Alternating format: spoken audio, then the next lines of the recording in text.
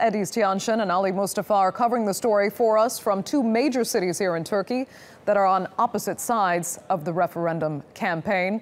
Let's first talk to Ediz, who joins us from Istanbul. Hi, Ediz. These are the final days, so how intense is the campaigning and the atmosphere in Turkey's biggest city now?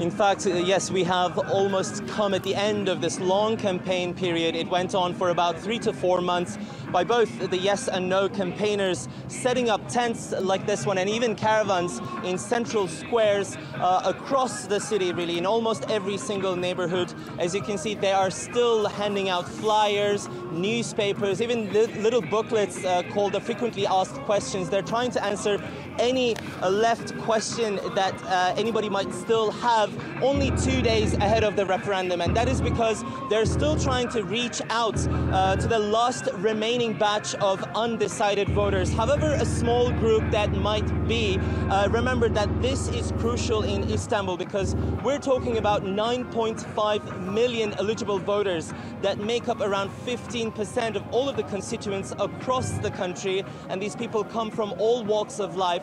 And that's why both sides think it's crucial to get the most out of Istanbul. And Ediz, it's a difficult time for Turkey, let's put it that way, security-wise. So what kinds of security measures have had to be taken to secure the campaigning and the vote?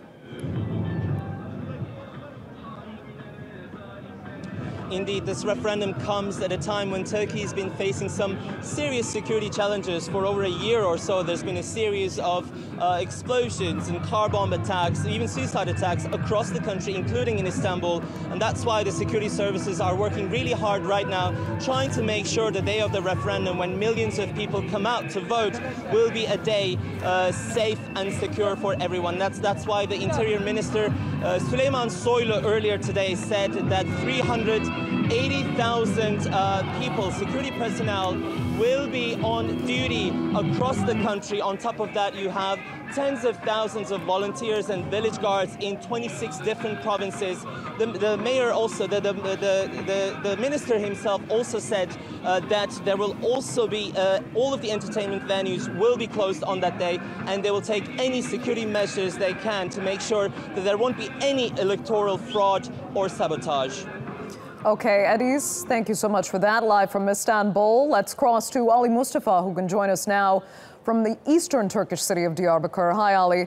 Tell us about the atmosphere there with this referendum just a few days away. It's on the opposite side of the campaign we're seeing in cities like Istanbul.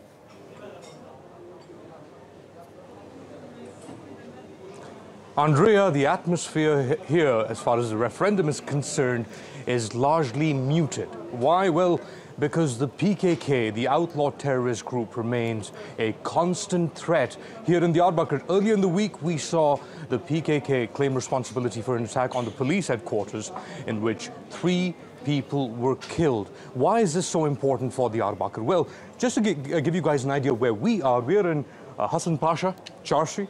This entire area up until a year ago was cordoned off because the PKK and its supporters and fighters had barricaded areas in around this part. So the Turkish security forces then had to move in and clear areas around Hassan Pasha. Right now the atmosphere here is quite jovial, it's quite peaceful, but the PKK remains a lingering threat. And as long as that is the case, we see a lot of Turkish security forces in and around here. The police is checking everyone. It's keeping a close eye on proceedings 2 days before the referendum. And Ali, what about the HDP, widely viewed as the Kurdish party that's very active in that region? Are they actively campaigning in the city now?